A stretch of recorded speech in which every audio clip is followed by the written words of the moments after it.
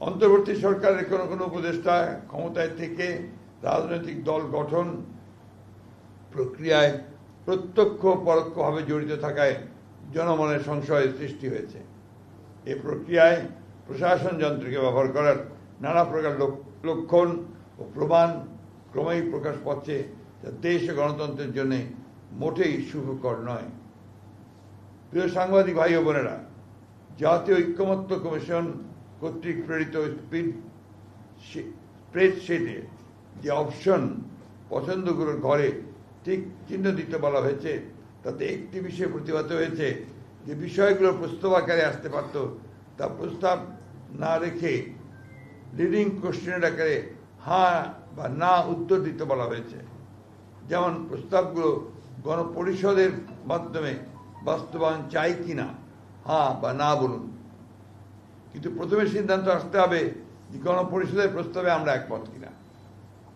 একইভাবে গণভোট ও গণপরিষদ এবং আইনসভা হিসাবে নির্বাচিত সংসদের মাধ্যমে প্রস্তাবগুলো বাস্তবায়ন চাই কিনা ইত্যাদি হ্যাঁ বা না বলুন।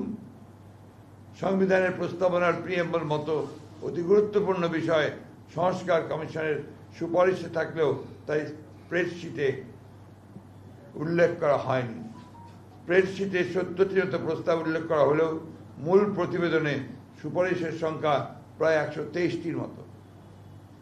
একইভাবে নির্বাচন ব্যবস্থা সংস্কার কমিশনের মূল প্রতিবেদনের 150টির মতো সুপারিশ তুলে ধরা হলেও স্প্রেডশিটে মাত্র 27টি বিষয় উল্লেখ করা হয়েছে, তার মধ্যে অধিকাংশই সংবিধান সংস্কারের সাথে সংশ্লিষ্ট।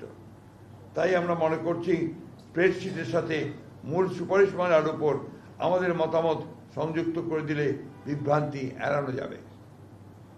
জাতীয় ঐকমত্য কমিশনের স্প্রেডশিটের অবস্থা এবং কমিশনের সদস্যদের বিভিন্ন সময়ের বক্তব্য ও বিশেষ কয়েকটি রাজনৈতিক দলের বক্তব্য বিবৃতির মধ্যে মিল পাওয়া যায়, যাতে জনমনের প্রশ্নের জন্ম দিতে পারে যে সকল বিষয়গুলো যেন একটি পূর্ব নির্ধারিত কর্ম পরিকল্পনার অংশ, যা গণতন্ত্রের স্বার্থের পক্ষে কিনা সেটা বলা মুশকিল। সুপারিশমালার সমূহ পর্যালোচনায় প্রতীয়মান হয় যেহেতু ভবিষ্যতে অনির্বাচিত ব্যক্তিদের রাষ্ট্রীয় দায়িত্বে নিয়োগের অযৌক্তিক প্রচেষ্টা রয়েছে, যা অনভিপ্রেত। প্রিয় সাংবাদিক ভাই ও বোনেরা, সুপারিশমালায় সাংবিধানিক কমিশন সহ এনসিসি নতুন বিভিন্ন কমিশনের প্রস্তাব করা হয়েছে।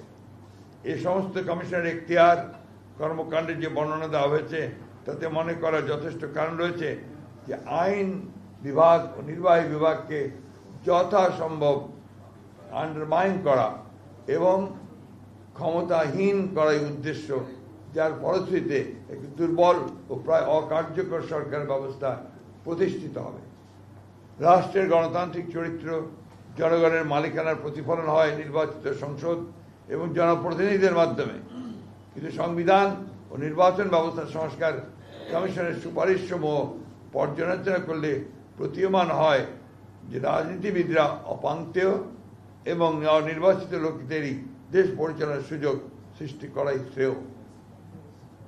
জনগণের গণতান্ত্রিক ঐতিহ্য, কৃষ্টি এবং সংস্কৃতি, ধর্মবোধ এই বিষয়গুলোকে গুরুত্ব দিয়েই বিভিন্ন সংস্কার ও সাংবিধানিক সংশোধনী প্রণীত হওয়া বাঞ্ছনীয়।